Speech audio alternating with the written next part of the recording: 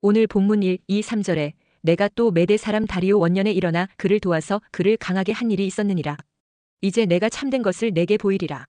보라, 바사에서 또 새 왕들이 일어날 것이요. 그 후에 넷째는 그들보다 심히 부유할 것이며 그가 그 부유함으로 강하여진 후에는 모든 사람을 충동하여 헬라 왕국을 칠 것이며 장차 한 능력 있는 왕이 일어나서 큰 권세로 다스리며 자기 마음대로 행하리라 했습니다. 이것은 가브리엘 천사가 메데 바사 제국의 다리오가 아수르, 그로수스, 바벨론 제국을 정복하도록 그를 강하게 하였다는 말입니다. 또 왕권을 강하게 만들어 주어 제국을 안정적으로 다스릴 수 있게 하였다는 것입니다. 이렇게 하여 유다를 멸망케 한 바벨론이 파멸되게 하여 유다의 가슴에 맺힌 원한을 풀어주었다는 것입니다. 원수를 신원하여 주신 것입니다. 하나님은 유다의 형벌의 기간을 70년이 될 것이라고 선지자를 통해 미리 예고해 주었습니다. 이제 그 기한이 차서 하나님은 약속을 지키기 위해 다리오를 통해 바벨론이 정복되게 하시고 유다인들을 고국으로 되돌아가게 하신 것입니다. 하나님은 역사를 주권적으로 운행하십니다. 그리고 당신의 백성을 중심으로 세상 역사를 운행하시는 것입니다. 그래서 역사의 중심에는 하나님의 백성들이 있는 것입니다. 지금도 그러합니다. 본문 2절에 이제 내가 참된 것을 내게 보이리라. 보라, 바사에서 또 새 왕들이 일어날 것이요 했습니다. 여기서 새 왕은 초대 왕 고레스 이후에 등장할 캄비세스, 스멜디스, 다리오 왕을 가리킵니다. 다리오 왕은 에스라에게 성전 건축을 제가한 왕입니다. 그리고 2절에 그 후에 넷째는 그들보다 심히 부유할 것이며 그가 그 부유함으로 강하여진 후에는 모든 사람을 충동하여 헬라 왕국을 칠 것이며 했습니다. 그 후에 넷째는 에스더서에 나오는 아하수에르 왕으로 크세르크세스를 가리킵니다. 에스더 1장 1절에 이 일은 아하수에로 왕 때에 있었던 일이니 아하수에로는 인도로부터 구스까지 127지방을 다스리는 왕이라 했습니다. 아하수에르 왕은 나라의 영광과 자신의 위엄을 드러내기 위하여 제국 내의 주요 관리들을 불러놓고 무려 180일, 즉 6개월 동안이나 잔치를 베풀 정도로 그분은 대단했습니다. 그리고 본문 3절에 장차 한 능력 있는 왕이 일어나서 큰 권세로 다스리며 자기 마음대로 행하리라 했습니다. 장차 한 능력 있는 왕은 헬라의 알렉산더 대왕을 가리킵니다. 4절에 그러나 그가 강성할 때에 그의 나라가 갈라져 천하 사방에 나누일 것이나 그의 자손에게로 돌아가지도 아니할 것이요. 또 자기가 주장하던 권세대로도 되지 아니하리니 이는 그 나라가 뽑혀서 그 외의 다른 사람들에게로 돌아갈 것임이라 했습니다. 알렉산더 대왕도 그가 강성할 때에 그의 나라가 갈라져 천하 사방에 나누일 것이라고 합니다. 알렉산더 사후 다니엘의 예언대로 그 나라가 그의 자손에게로 돌아가지도 아니하고 그의 장수 4명이 분할 통치하게 되므로 그 나라가 뽑혀서 그 외의 다른 사람들에게로 돌아간 것입니다. 세상은 변화무쌍합니다. 그래서 세상에는 영원한 것은 없으며 덧없을 뿐입니다. 그러므로 성도는 세상에 일어나는 일로 일희일비해서는 안 됩니다. 세상을 바라보지 말고 하나님이 계신 위를 바라보아야 합니다. 첫째, 헬라 제국 이후에 있을 전쟁에 관해 다니엘을 통하여 말씀해주고 있습니다. 본문 5절부터 마지막 절까지는 전쟁과 관련된 예언입니다. 이 예언은 BC 250년에서 190년 사이에 실제적으로 성취되었습니다. 본문 5절에 남방의 왕들은 강할 것이나 그 군주들 중 하나는 그보다 강하여 권세를 떨치리니 그의 권세가 심히 클 것이요 했습니다. 여기서 남방의 왕들은 알렉산더 왕이 죽은 이후 4명의 장수들이 나라를 분할하여 각각 왕이 되는데 그중 프톨레미 왕조를 말합니다. 이 프톨레미 왕조가 강할 것이나 그 군주들 중 하나는 그보다 강하여 권세를 떨치리니 했습니다. 알렉산더 왕의 장수 출신의 4왕 중의 하나인 셀류쿠스 왕조가 더 강하여 권세를 떨치게 된다는 것입니다. 그러니까 헬라 제국에서 분열된 4왕조 중 남방 왕조인 프톨레미 왕조와 북방 왕조인 셀류쿠스 왕조 사이에 있을 전쟁의 예언인 것입니다. 여기서 남방의 왕은 이집트 지역을 통치하던 프톨레미로서 그가 강하여져서 팔레스틴에 대한 치리권을 가지게 되었습니다. 그런데 또 그 군주들 중 하나인 셀류쿠스 왕조는 시리아와 바벨론 지역을 장악하고 있었습니다. 카산더 왕조는 마게도냐와 헬라 지역을 장악하고 리시마쿠스 왕조는 트라키아와 소아시아 지역을 장악했습니다. 본문 5절에 그 군주들 중 하나는 그보다 강하여 권세를 떨친다고 하는데 시리아 왕국의 초대 왕인 셀류쿠스 니카토르를 가리킵니다. 애굽의 프톨레미와 시리아의 셀류쿠스가 전쟁을 한다는 것입니다. 그러다가 6절에 몇 해 후에 그들이 서로 단합하리니 곧 남방 왕의 딸이 북방 왕에게 가서 화친하리라. 그러나 그 공주의 힘이 쇠하고 그 왕은 서지도 못하며 권세가 없어질 뿐 아니라 그 공주와 그를 데리고 온 자와 그를 낳은 자와 그때에 도와주던 자가 다 버림을 당하리라 했습니다. 애굽의 셀류쿠스 왕조와 시리아의 프톨레미 왕조가 서로 동맹을 맺기 위해 정략 결혼을 시도했는데 그 결과는 결국 실패하게 된다는 것입니다. 이 예언대로 BC 250년 애굽의 프톨레미 2세인 필라델푸스가 그의 딸 베레네스를 시리아의 셀류쿠스 왕조의 안티오쿠스 2세인 데오스와 정략 결혼을 시키게 됩니다.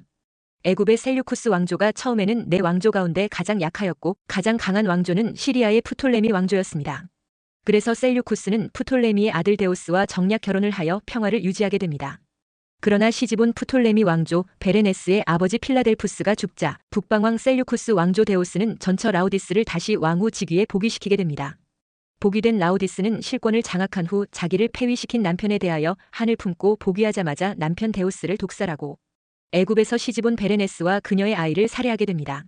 그리고 나아가 시아버지인 안티오쿠스 2세마저 독살시키고 애굽의 베레네스 공주와 정략 결혼을 추진시켰던 자들을 모두 제거하고 자신의 아들을 북방왕 셀류쿠스의 왕으로 즉위시켰습니다. 그 아들이 바로 셀류쿠스 2세인 셀류쿠스 칼리니쿠스입니다. 이 비극적인 소식이 곧 애굽에 전해졌습니다.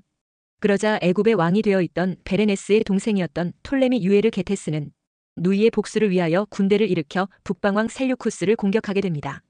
남방왕 애굽의 톨레미 왕조 유에르 게테스는 이 전쟁에서 대승을 거두고 시리아의 태우인 라우디스를 붙잡아 처형하고 북방왕 셀류쿠스 왕조 칼리니쿠스와 조약을 체결한 후 애굽으로 철군하게 됩니다. 그래서 본문 7, 8절에 그러나 그 공주의 본 족속에게서 난 자 중에 한 사람이 왕위를 이어 권세를 받아 북방왕의 군대를 치러 와서 그의 성에 들어가서 그들을 쳐서 이기고 그 신들과 부어 만든 우상들과 은과 금의 아름다운 그릇들은 다 노략하여 애굽으로 가져갈 것이요 몇 해 동안은 그가 북방왕을 치지 아니하리라 했습니다. 한편 어머니 라우디스를 잃고 많은 재물을 노략당한 칼리니쿠스는 역시 복수의 칼을 갈았습니다. 그리하여 마침내 애굽 원정길에 올랐는데 불행하게도 그는 애굽으로 가는 도중 큰 폭풍을 만나 싸워보지도 못하고 본국으로 돌아갈 수밖에 없었습니다. 그래서 본문 9절에 북방왕이 남방왕의 왕국으로 쳐들어갈 것이나 자기 본국으로 물러가리라 했습니다. 애굽과 시리아 간의 남북전쟁이 무려 150년 동안이나 피비린내 나는 전쟁을 벌이게 됩니다. 이렇게 복수는 끝이 없습니다. 율법에서는 과도한 복수를 막기 위해 눈에는 눈, 이에는 이로 같은 분량의 복수를 지정하고 있습니다. 이것은 하나님께서 복수를 인정해서가 아니라 과도한 복수를 금하고 복수의 악순환을 막기 위한 것이었습니다. 그리고 실수로 인한 잘못은 복수하지 못하도록 도피성 제도로 복수를 차단시켰습니다. 그러니까 율법도 원칙적으로는 복수를 금하고 있습니다. 예수님은 원수를 사랑하라고 권하고 있습니다.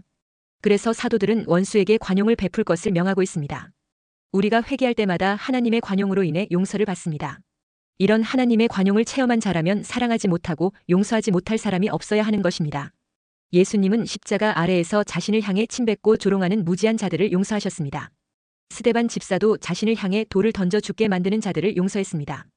디도서 3장 2절에 아무도 비방하지 말며 다투지 말며 관용하며 범사의 온유함을 모든 사람에게 나타낼 것을 기억하게 하라 했습니다. 이렇게 살아야 복수의 악순환을 끊고 평화로운 세상이 됩니다. 그렇지 않으면 끝없는 전쟁과 살육으로 계속 비극을 재생산하여 세상은 마귀가 원하는 지옥이 되고 마는 것입니다. 세상을 아름답게 만드는 사랑의 하나님의 자녀로 살게 되시기를 축원합니다. 둘째, 용서와 사랑이 없는 세상에는 끝없는 복수와 무자비한 전쟁의 역사가 계속될 뿐입니다. 본문 10절에서 19절까지는 북방왕조 시리아의 칼리니쿠스의 아들들인 셀류쿠스 3세 소테르, 안티오쿠스 3세와 애굽의 톨레미 필로파테르와 톨레미 에피파네스 간의 전쟁에 관한 예언입니다. 본문 10, 11절에 그러나 그의 아들들이 전쟁을 준비하고 심히 많은 군대를 모아서 물이 넘친같이 나올 것이며 그가 또 와서 남방왕의 견고한 성까지 칠 것이요 남방왕은 크게 노하여 나와서 북방왕과 싸울 것이라. 북방왕이 큰 무리를 일으킬 것이나 그 무리는 그의 손에 넘겨준 바 되리라 했습니다. 10절에 그의 아들들은 시리아의 셀류쿠스 2세의 두 아들 셀류쿠스 3세 소테르, 안티오쿠스 3세 마그누스를 가리킵니다.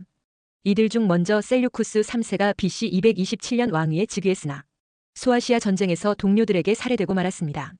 그리고 그의 동생인 안티오쿠스 3세가 그 왕위를 계승하게 되었습니다. 본문은 그가 왕으로 즉위한 뒤 BC 219년경 페니키아와 팔레스틴 원정에 나선 것을 가리킵니다. 그리고 11절은 그 원정 이후의 결과를 말해주고 있습니다. 그러니까 시리아의 안티오쿠스 3세의 팔레스틴 원정은 남방 왕 애굽의 톨레미 4세 필로파토르의 반격에 막혀 결국 라피아 전투에 패배하고 실패하게 됩니다. 한편 애굽의 톨레미 4세는 마음이 스스로 높아져 교만해져 대제사장 외에는 들어갈 수 없는 예루살렘 성전의 지성소에 들어감으로써 하나님의 징계를 받아 원인 모를 죽음을 당하고 맙니다.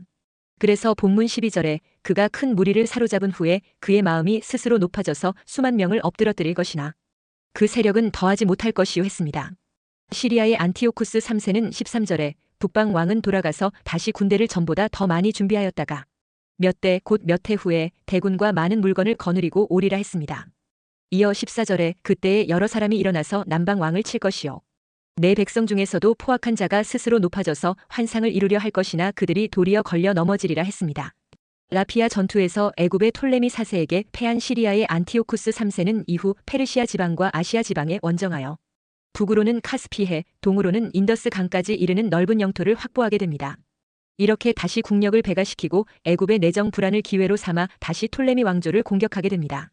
당시 톨레미 왕조는 톨레미 4세의 죽음으로 4살 먹은 톨레미 5세가 BC 203년에 즉위하게 되므로 내부적인 동요가 일어나게 됩니다. 그러자 속국들이 반란을 일으키게 되고 이에 시리아의 안티오쿠스가 애굽을 침략하게 됩니다. 그리고 애굽의 속국이었던 유대민족이 이때를 틈타 독립을 시도할 것이라는 것입니다. 그러나 그러한 일들이 하나님의 뜻과는 상관없이 그들 자신들의 허영심과 사사로운 목적을 이루려 하였다는 것입니다. 그렇기 때문에 그들이 도리어 걸려 넘어지리라 했습니다. 이에 북방 왕은 와서 토성을 쌓고 견고한 성읍을 점령할 것이요 남방 군대는 그를 당할 수 없으며 또 그가 택한 군대라도 그를 당할 힘이 없을 것이므로 했습니다. 이때 유대민족은 안티오쿠스를 도와 독립을 시도하였지만 이 일로 인해 곧 톨레미 왕국의 장군의 보복을 당하게 됩니다. 16절에 오직 와서 치는 자가 자기 마음대로 행하리니 그를 당할 사람이 없겠고 그는 영화로운 땅에 설 것이요 그의 손에는 멸망이 있으리라 했습니다. 북방 왕 시리아의 안티오쿠스 3세가 마게도냐의 빌립과 동맹을 맺고 애굽의 톨레미 왕조를 공략하여 영화로운 땅에 설 것이라고 하는데 이것은 팔레스틴을 점령한 사실을 가리킵니다. 그러니까 시리아의 안티오쿠스 3세의 군대가 파니움 전투에서 애굽의 스코파스 휘하 군대를 BC 200년에 격파하게 됩니다. 그래서 애굽 군대는 페니키아 해변인 시돈의 견고한 성읍까지 퇴각하게 됩니다. 그러나 이후 BC 198년에 시돈마저 함락되고 팔레스틴은 시리아의 안티오쿠스 3세의 수중에 들어가게 됩니다. 그러자 팔레스틴을 정복한 안티오쿠스 3세가 애굽 침략 정책을 변경하고 정략적으로 애굽과 평화 조약을 맺을 것을 예언하고 있습니다. 그래서 17절에 그가 결심하고 전국에 힘을 다하여 이르렀다가 그와 화친할 것이요 또 여자의 딸을 그에게 주어 그의 나라를 망하게 하려 할 것이나 이루지 못하리니 그에게 무익하리라 했습니다.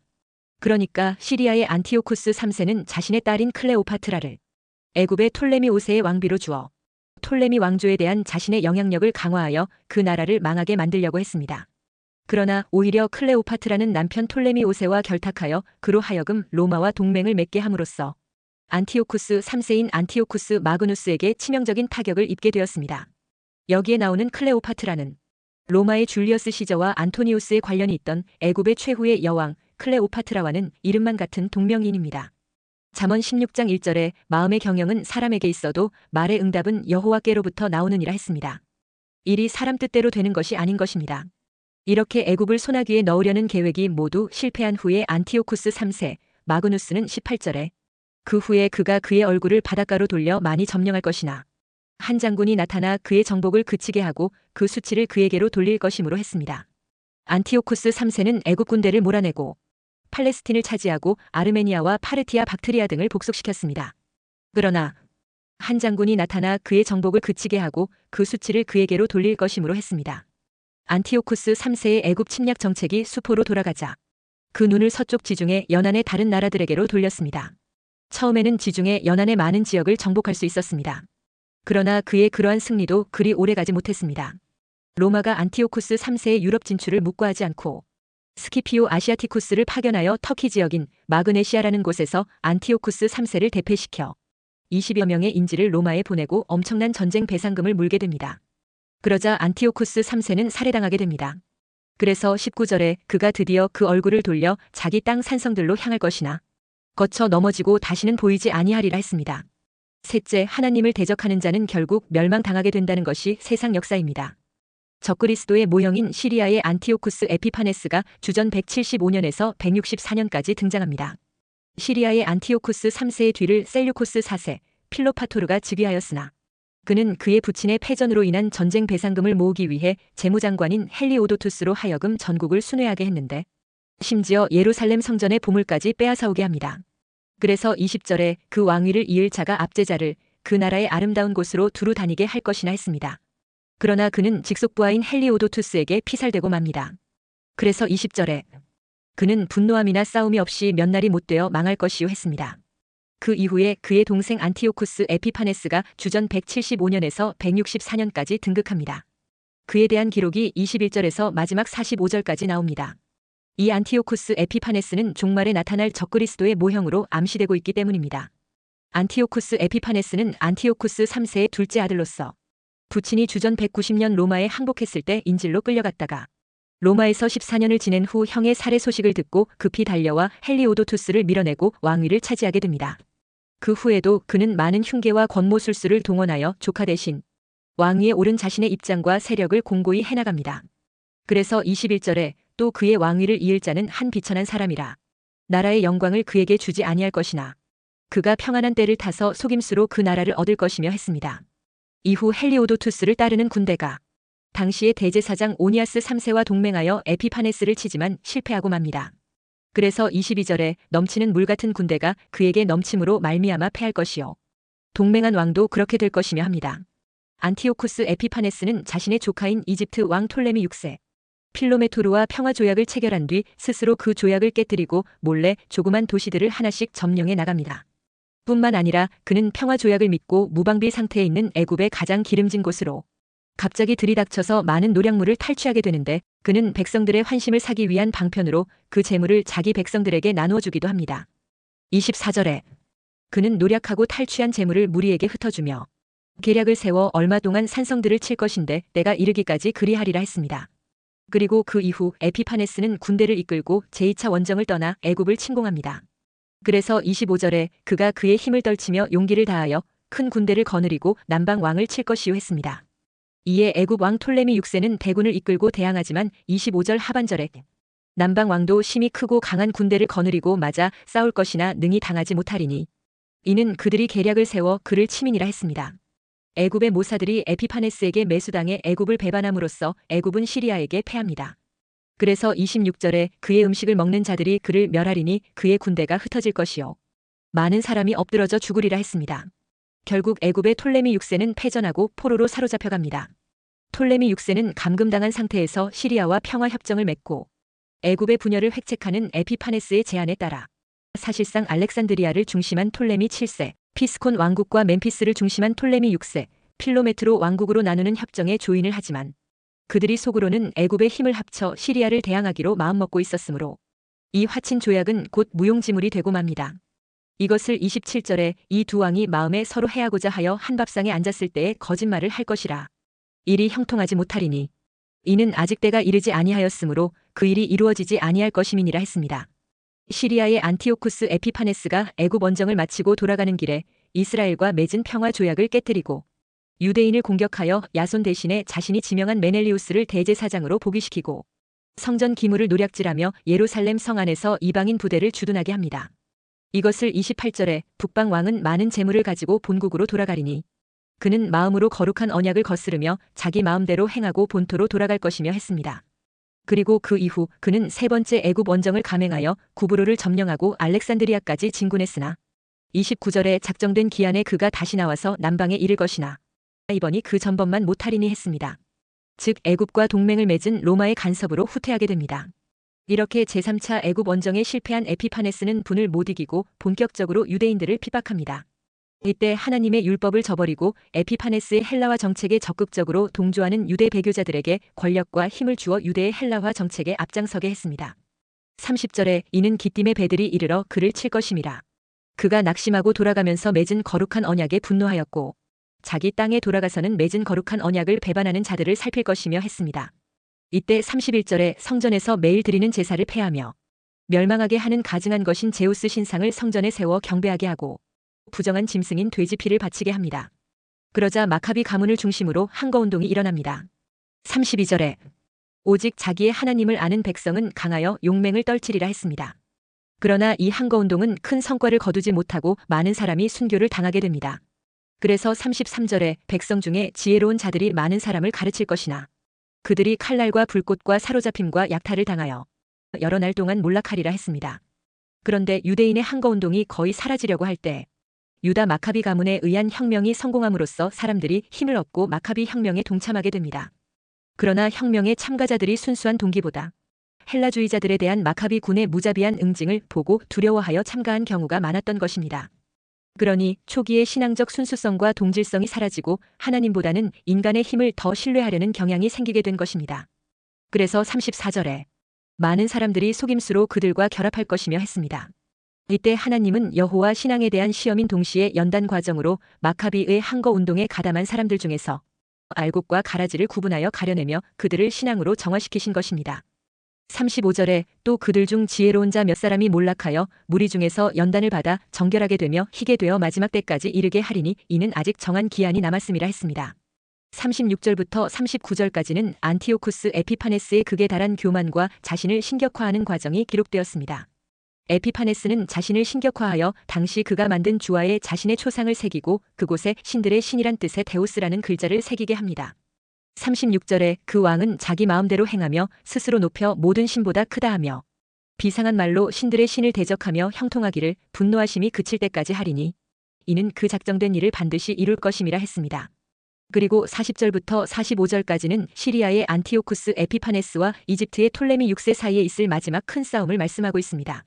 40절에 마지막 때에 남방 왕이 그와 힘을 겨룰 것이나 북방 왕이 병거와 마병과 많은 배로 회오리 바람처럼 그에게로 마주와서 그 여러 나라에 침공하여 물이 넘침같이 지나갈 것이요 했습니다. 에피파네스가 애굽을 칠 때 이스라엘도 전쟁의 화마를 피하지 못합니다. 이때 에돔과 모압, 암몬이 에피파네스의 헬라와 정책에 순응하여 유대인들을 치는 군대에 힘을 보태게 됩니다. 그리고 에피파네스는 계속 진격하여 애굽을 점령하고 서쪽으로 리비아, 남쪽으로 구스까지를 손아귀에 넣게 됩니다. 43절에 그가 권세로 애굽의 금은과 모든 보물을 차지할 것이요 리비아 사람과 구스 사람이 그의 시종이 되리라 했습니다. 그러나 그것도 잠시뿐. 에피파네스는 시리아의 동북 지방의 반란 소식을 듣고 반란군 토벌을 위해 군대를 철수하게 됩니다. 44절에 그러나 동북에서부터 소문이 이르러 그를 번민하게 하므로 그가 분노하여 나가서 많은 무리를 다 죽이며 멸망시키고자 할 것이요 했습니다. 그런데 반란군을 치러 가는 중 다시 유다를 치려다가 하나님의 징계로 죽게 됩니다. 그는 지중해와 예루살렘 사이에서 최후를 맞게 됩니다. 45절에 그가 장막 궁전을 바다와 영화롭고 거룩한 산 사이에 세울 것이나 그의 종말이 이르리니 도와줄 자가 없으리라 했습니다. 그러므로 악인의 형통을 부러워할 필요가 없습니다. 어떤 시련이 오더라도 오직 믿음으로 살아가게 되시기를 축원합니다.